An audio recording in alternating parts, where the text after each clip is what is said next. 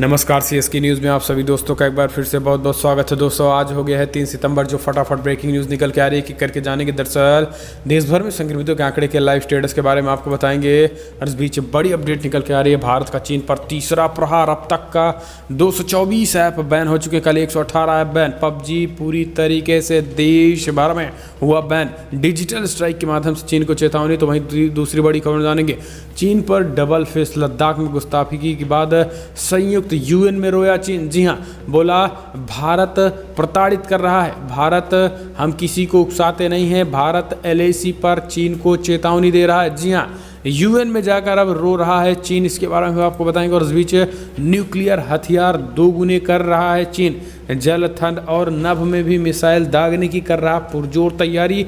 Pentagon, अमेरिकी अखबार pentagon ने चेतावनी दी। तो सब कुछ खबरें एक एक करके जानेंगे, जहां पर आपको बता दें कि पूर्वोत्तर राज्यों में चीन न करे कोई चालाकी। भारत ने अरुणाचल प्रदेश में बढ़ाई सैन्य ताकत। इसके बारे में आपको बताएंगे। और इस बीच बड़ी अपडेट निकल के आ रही है, जहां पर सुशांत सुसाइड केस में वकील विकास सिंह ने किया है बड़ी प्रेस कॉन्फ्रेंस। एक एक करके आपको बताएंगे। और इस बीच विधानसभा चुनाव को लेकर आ रही है, जहां पर असद ओवैसी ने एंट्री मार दी है बिहार विधानसभा चुनाव में। तो वहीं दिल्ली दंगे को लेकर उमर खालिद से भी हुई पूछताछ। तो सब कुछ जानेंगे एक एक करके। लेकिन उससे पहले छोटा सा निवेदन, अगर आपने चैनल को अभी तक सब्सक्राइब नहीं किया तो प्लीज़ सब्सक्राइब की लाल बटन दबाकर चैनल को सब्सक्राइब करें। और अगर आप भी मानते हैं कि मोदी सरकार कोविड-19 से निपटने में पूरी तरीके से सफल हुई और देश की विदेश नीति और देश के दुश्मनों को भी मुंहतोड़ जवाब मिलेगा, तो इस वीडियो को लाइक करके अपना समर्थन दो। इसके दरअसल पहली बड़ी अपडेट निकल के आ रही है, आपको बता दें देश भर में संक्रमितों का आंकड़ा 38 लाख के आंकड़े पार कर गए। जी हाँ, 38,30,000 के आंकड़े पार कर गए हैं। तो वहीं मृतकों की संख्या 67,000 के आंकड़े पार कर गए हैं। आपको बता दें कि स्वस्थ होने वालों का आंकड़ा 29,50,000 के करीब हो चुका है। स्वस्थ होने वालों का आंकड़ा तो 8,08,000 के करीब वर्तमान में एक्टिव केसेस हैं। तो देश भर में संक्रमितों के आंकड़े। हम चलते हैं अगली अपडेट, भारत का चीन पर तीसरा प्रहार। अब तक 224 चीनी ऐप हुए बैन।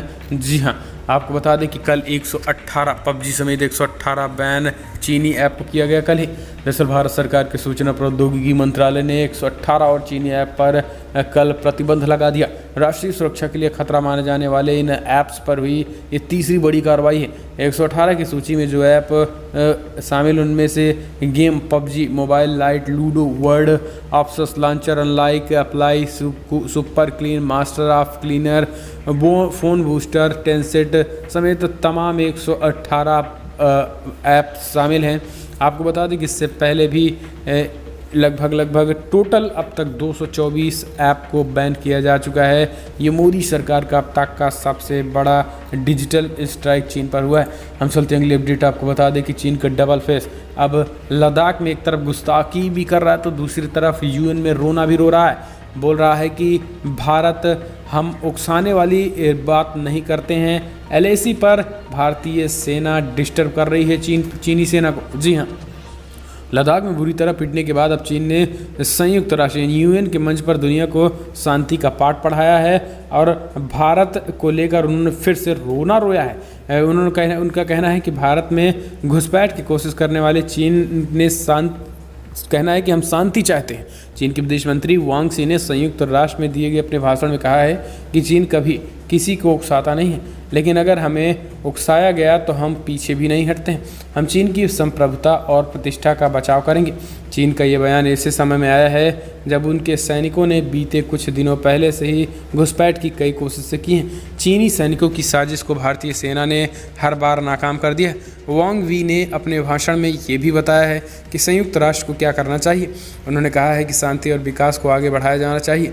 विश्व शांति की रक्षा करना और सामान्य विकास को बढ़ावा देना संयुक्त राष्ट्र का मिशन है। चीन की विदेश मंत्री ने आगे कहा है कि संयुक्त राष्ट्र और इसकी सुरक्षा परिषद को हिंसा को खत्म करने और शांति बनाए रखने, शीत युद्ध की मानसिकता को खारिज करने और बातचीत और परामर्श के माध्यम से राजनीतिक समाधान की तलाश में महत्वपूर्ण भूमिका को निभाना चाहिए।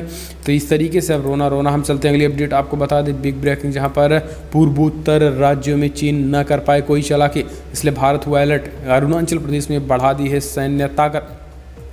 पूर्वी लद्दाख में चीन के साथ वास्तविक नियंत्रण रेखा एलएसी पर जारी तनाव के बीच भारत ने पूर्वोत्तर के राज्यों में सैन्य ताकत को बढ़ा दिया है। भारत और चीन के सैनिकों के बीच जून के मध्य में हुई हिंसक झड़प के बाद अरुणाचल प्रदेश में लगती दोनों सीमाओं को देशों की सीमा पर और अधिक जवानों की तैनाती कर दी है। एशिया के दो दिग्गजों के बीच दशकों के बाद जून महीने में इतनी भीषण स्थिति आई है, जहां पर भारत के 20 सैनिक शहीद हुए हैं और चीन के कई सैनिक मारे गए हैं। लगातार बातचीत के बाद अन्य दोनों देशों के बीच तनावपूर्ण माहौल में कुछ नरमी के संकेत जरूर देखने को मिले हैं, लेकिन पिछले महीनों के अंत में फिर से प्योंगयांग क्षेत्र में चीन के उकसावेपूर्ण कार्रवाई की गई है। अरुणाचल प्रदेश के अंजवाल जिले में सैनिकों की आवाजाही दोनों देशों के बीच व्यापक टकराव के संकेत दे रही है। हालांकि भारत के अधिकारियों ने इससे इनकार किया। अंजाव की chief civil servant IC Sudan ने बड़ा बयान दिया। हम चलते हैं अगली अपडेट लेते हैं। आपको बता दें कि भारत सरकार ने एससीओ की बैठक को लेकर बड़ा फैसला लिया। राजनाथ चीनी रक्षा मंत्री से नहीं करेंगे मुलाकात। दरअसल आपको बता दें कि रक्षा मंत्री राजनाथ सिंह शंघाई सहयोग संगठन एससीओ की महत्वपूर्ण बैठक में हिस्सा लेने के लिए रूस पहुंच चुके हैं। सूत्रों के मुताबिक इस दौरान रक्षा मंत्री राजनाथ सिंह चीनी समकक्ष से मुलाकात का कोई कार्यक्रम नहीं है। राजनाथ सिंह ने चीनी रक्षा मंत्री के साथ मुलाकात करने से इनकार कर दिया है। आपको बता दें कि चीन से तनाव के बीच रक्षा मंत्री एससीओ के रक्षा मंत्रियों के सम्मेलन में शामिल होने के लिए मास्को पहुंच चुके हैं। लेकिन इस बीच जिस तरीके से भारत की तरफ से ये स्पष्ट संदेश दिया गया है कि फिलहाल रूस के रक्षा मंत्री से तो बातचीत होगी, लेकिन किसी भी तरीके से चीन के रक्षा मंत्री से कोई बात नहीं होगी। जो बात शांति वार्ता की हो रही विदेश मंत्रियों के बीच हो रही है, ऐसे में इस सिचुएशन में हम चीन के रक्षा मंत्री से बात नहीं कर सकते। तो भारत की तरफ से बड़ा झटका दिया गया है। हम चलते हैं अगली अपडेट लेते हैं। आपको बता दें कि धोखेबाज चीन की हरकतों से एलएसी पर फिर से और बढ़ रहा तनाव। अब खाली जगहों को भरने की कोशिश कर रही है भारतीय सेना। जी हां, आपको बता दें कि ईस्टर्न लद्दाख में लाइन ऑफ एक्चुअल कंट्रोल पर तनाव चरम पर है। इस बीच कूटनीतिक और सैन्य स्तर पर कई दौर की बातचीत हो चुकी है, लेकिन फिलहाल इसमें कोई हल निकलता नहीं दिख रहा है। बुधवार को लगातार तीसरे दिन दोनों देशों के बीच ब्रिगेड कमांडर स्तर की बातचीत हुई है, लेकिन इसका कोई ठोस नतीजा नहीं निकला है। अब भारतीय सेना पूरे एलएसी में उन जगहों को भी भरने की कोशिश कर रही है जहां पर अंदेशा है कि चीन की तरफ से कब्जे की कोशिश की जा सकती है। और आपको बता दें कि चीन लगातार उन इलाकों को देख रहा है जहां पे इंडियन आर्मी नहीं है, उन इलाकों पर घुसपैठ कर रहा है। और यही कारण है कि पिछले 2-3 दिन में यही हुआ है। हम चलते हैं अगली अपडेट। आपको बता दें कि सुशांत सुसाइड केस में वकील का बड़ा ऐलान। कहा, झूठ फैलाकर परिवार को तनाव ना बढ़ाएं।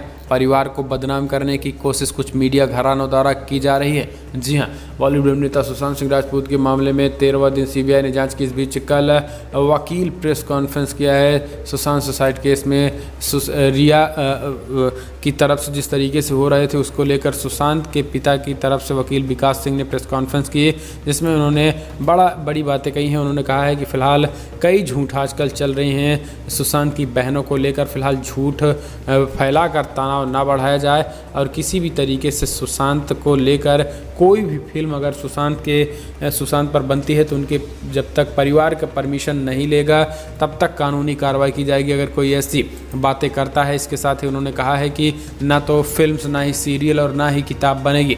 अगर इसके लिए कोई कुछ बनता है तो सबसे पहले उनके परिवार की सहमति लेनी पड़ेगी। इसके साथ ही आपको बता दें कि वकील ने कहा है कि आज सुशांत की बहनों को बदनाम किया जा रहा है कि वो किस तरीके से उनके एक व्हाट्सएप इमेज को वायरल किया जा रहा है, व्हाट्सएप चैटिंग को, जिसमें यह स्पष्ट तरीके से बताया जा रहा है कि खास करके सुशांत सुसाइड केस में सुशांत को डिप्रेशन का शिकार थे, इनकी बहनों को पता था। इस तरीके की ये बातें निकल के आ रही, जिसके बाद कल वकील ने ये चेतावनी दी। हम चलते हैं अगली अपडेट लेते हैं। आपको बता दें कि विधानसभा चुनाव के बीच ओवैसी की पार्टी बिहार में 50 सीटों पर लड़ेगी चुनाव। असद ओवैसी की पार्टी ऑल इंडिया मजलिस-ए-इत्तेहादुल मुस्लिमीन बिहार में 50 सीटों पर चुनाव लड़ेगी। इन पार्टी ने मंगलवार को 18 सीटों की सूची जारी कर दी। इनमें से पहले वो 32 सीटों पर की सूची जारी कर चुके हैं। पार्टी के प्रदेश अध्यक्ष अख्तरुल इमाम ने प्रेस वार्ता में बताया है कि ये 50 सीटें चिन्हित कर ली गई हैं। उम्मीदवारों का चयन बाद में होगा। भाजपा और जदयू के खिलाफ समान विचारधारा की पार्टियों से भी सीटों के तालमेल के संबंध में बातचीत जारी है। गैर एनडीए दलों की ये जिम्मेदारी है कि वो मजबूत विकल्प पेश करे। प्रदेश अध्यक्ष ने आरोप लगाया कि सरकार के लोग निराश हैं, विकास नहीं होने से मजबूर भारी संख्या में वापस जा रहे हैं। इस तरीके से बड़ी बातें हम चलते हैं, अगली अपडेट लेते हैं। आपको बता दें कि दिल्ली दंगे मामले में क्राइम ब्रांच ने जेएनयू के पूर्व छात्र उमर खालिद से की पूछताछ। दिल्ली दंगे मामले में दिल्ली पुलिस की क्राइम ब्रांच ने जेएनयू के पूर्व छात्र उमर खालिद से बुधवार को पूछताछ की है। दिल्ली क्राइम ब्रांच की टीम ने ये पूछताछ अपने सनलाइट कॉलोनी वाले ऑफिस से की है।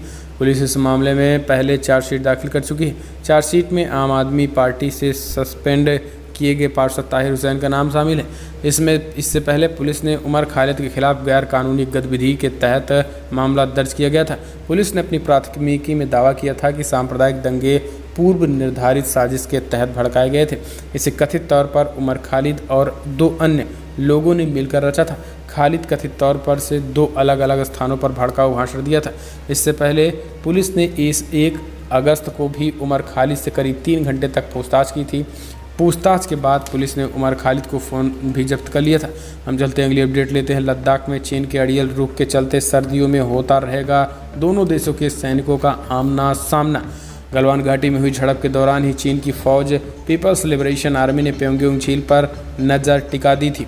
झड़प के बाद भले ही ऐसी खबरें आती रही हैं कि दोनों देशों के बीच सेना हटाने की रणनीति पर काम हो रहा है, लेकिन चीन ने समझौते के खिलाफ जाकर एलएसी की जिस हिस्से पर भी कदम रखा था वहां साजो सामान के साथ बड़े पैमाने पर सैनिक भी तैनात हैं। इंटेलिजेंस के सूत्रों के अनुसार अब प्योंगयांग झील पर तनाव बढ़ता जा रहा है। यहाँ भी दोनों देशों के बीच गलवान जैसी झड़प हुई है। एलएसी पर करीब 8 से 10 किलोमीटर के हिस्से में पीएलए ने भारतीय सैनिकों की गश्त को रोकने का प्रयास किया था। हम चलते हैं, अगली अपडेट लेते हैं। आपको बता दें कि कानपुर लव जिहाद मामले में नया मोड़। अब एसआईटी करेगी पीएफआई सीमी कनेक्शन की जाँच। जी हाँ, दरअसल आपको बता दें कि शालिनी यादव से बनी फिज़ा और फैसल के साथ शादी के बाद कानपुर में सामने आए इस लव जिहाद के मामले में नया मोड़ आ गया है। यूपी के लव जिहाद के इस चर्चित मामले में एसआईटी ने अपनी जांच का दायरा बढ़ा दिया है। कानपुर रेंज के आईजी मोहित अग्रवाल ने मुताबिक इस मामले में शत्रु देशों से भी फंडिंग किए जाने की संभावना है। इस वजह से एसआईटी इस मामले में पीएफआई और सीमी कनेक्शन की जाँच कर रही है। आपको बता दें कि शालिनी यादव और फैसल की शादी के बाद कानपुर के सामने आए कथित लव जिहाद के मामले में पुलिस ने अब तक 2 लोगों को गिरफ्तार किया है। ये मामला पनकी थाना क्षेत्र के रतनपुर कॉलोनी का है, जहां रहने वाले एक डाक कर्मचारी की बड़ी बेटी से मोहसिन खान समीर बनकर बात करता था और शादी की थी। और इसी वजह से ये बड़ी अपडेट निकल के आ रही है कि फिलहाल यूपी सरकार एसआईटी के साथ साथ पीएफआई और सीमी के कनेक्शन की जांच करेगी। हम चलते हैं, अगली अपडेट लेते हैं। आपको बता दें कि एनडीए में सीट बंटवारे को लेकर खींचतान जारी है। बिहार में बीजेपी के पास चिराग तो नीतीश के पास मांझी ही पहुँच गए। जी हाँ, दरअसल बिहार में दलित वोटों की पॉलिटिक्स अपने चरम पर है। बिहार के सीएम नीतीश कुमार 7 सितंबर को वर्चुअल रैली करने वाले हैं। ठीक उसी दिन एनडीए के घटक दल एलजेपी अध्यक्ष चिराग पासवान ने भी बिहार संसदीय दल की बैठक बुलाई है। चिराग पासवान और नीतीश कुमार के बीच 36 का आंकड़ा चल रहा है। दोनों के बीच कोई राजनीतिक बात नहीं हो रही, सीट बंटवारे पर कोई बात नहीं हो रही है। दोनों दलों के बीच तल्खी इतनी बढ़ चुकी है कि कोई बीच बचाव नहीं कर रहा। चिराग पासवान ने कहा है कि उनका गठबंधन बीजेपी से है और इस जेडीयू में शुरुआती दौर पर प्रतिक्रिया भी दी थी, लेकिन अब जेडीयू का कोई प्रवक्ता बयान नहीं दे रहा है। जेडीयू ने चिराग के मुद्दे पर चुप्पी साध रखी, लेकिन अंदर ही अंदर चिराग का कार्ड भी निकाला जा रहा था। नीतीश कुमार पूर्व मुख्यमंत्री जीतन राम मांझी ने नज़दीकियां बढ़ा रहे, उसके साथ ही मांझी ने एनडीए में शामिल होने का भी ऐलान किया। हम चलते हैं, अगली अपडेट लेते हैं। दुनिया भर में कोविड-19 के जो आंकड़े निकल के आ रहे हैं, आपको बता दें कि बिग ब्रेकिंग निकल के आ रहे हैं। दुनिया भर में 2,53,00,000 के आंकड़े पार कर गए हैं। जी हाँ, कोविड-19 के जो आंकड़े हैं 2,53,34,000 कन्फर्म केसेस, तो वहीं 8,48,000 करीब लोगों की मौत हो गई है। यूनाइटेड स्टेट में 60,88,000 के आंकड़े पार कर गए हैं, तो 1,84,000 करीब लोगों की मौत हो गई है। ब्राज़ील में 39,50,000 कन्फर्म केसेस, तो 1,22,000 करीब लोगों की मौत हो गई, जबकि इंडिया में 37,70,000 कन्फर्म केसेस, तो 66,000 ज़्यादा लोगों की मौत हो गई। रसिया में 10 लाख से ज़्यादा कन्फर्म केसेस, तो 17,000 से ज़्यादा लोगों की मौत हो गई। तो ये दुनिया भर में कोविड-19 के आंकड़े हैं। तो दोस्तों फिलहाल हम चलते हैं, अगली अपडेट लेते हैं। आपको बता दें कि लद्दाख के उपराज्यपाल ने मुलाकात की है सीएम योगी आदित्यनाथ से, मामला बढ़ता दिख रहा है। दरअसल आपको बता दें कि केंद्र शासित प्रदेश लद्दाख के उप राज्यपाल राधा कृष्ण माथुर जी ने एक बार फिर से सीएम योगी आदित्यनाथ से मुलाकात की। दरअसल कुछ दिन पहले, 2 दिन पहले उन्होंने गृह मंत्री अमित शाह से मुलाकात की थी, जिसके बाद अब सीएम योगी आदित्यनाथ से मुलाकात की है। आपको बता दें कि सीएम योगी आदित्यनाथ से मुलाकात करने के बाद सीएम ने खुद इस बात की जानकारी दी है कि लद्दाख हमारे देश का अभिन्न अंग है। लद्दाख के राज्य बन जाने के बाद वहाँ श्री माथुर जी के कुशल नेतृत्व में विकास और समृद्धि के नए आयाम निरंतर गढ़े जा रहे हैं और आज उनसे मुलाकात हुई है। सीएम योगी ने स्वयं इस बात की जानकारी दी है। कहीं ना कहीं कुछ और एलआईसी को लेकर बड़ी बातें सामने निकल के आ रही है और इसको लेकर भी हो सकता है कि चर्चा हो सकती है। हम चलते हैं, अगली अपडेट लेते हैं दोस्तों। बिग ब्रेकिंग न्यूज़ निकल के आ रही है, जहां पर संजय दत्त को लेकर बड़ी अपडेट निकल के आ रही है दोस्तों। संजय दत्त के कैंसर बढ़ता जा रहा है और फिलहाल अब उनकी पत्नी ने इंस्टाग्राम पे एक पोस्ट डाला जिसमें उन्होंने दुआ करने की मांग की बात कही है। उन्होंने कहा है कि फ़िलहाल किसी भी तरीके से अब उन्होंने कहा कि कुछ समय के लिए हम भी ब्रेक ले रहे हैं और एक लंबे समय के लिए जा रहे हैं। हालांकि किसी भी तरीके से अन्य रूपों में इसमें संदेह करने की ज़रूरत नहीं और जल्द ही आने वाली है, इस तरीके की बातें कह रहे हैं। तो दोस्तों फिलहाल बड़ी खबर में रहे हैं, लेकिन अगर आपको वीडियो पसंद आए तो लाइक करें, शेयर करें, कमेंट के माध्यम से आप अपनी राय देना ना भूलिए। इतना ही, जय हिंद, वंदे मातरम।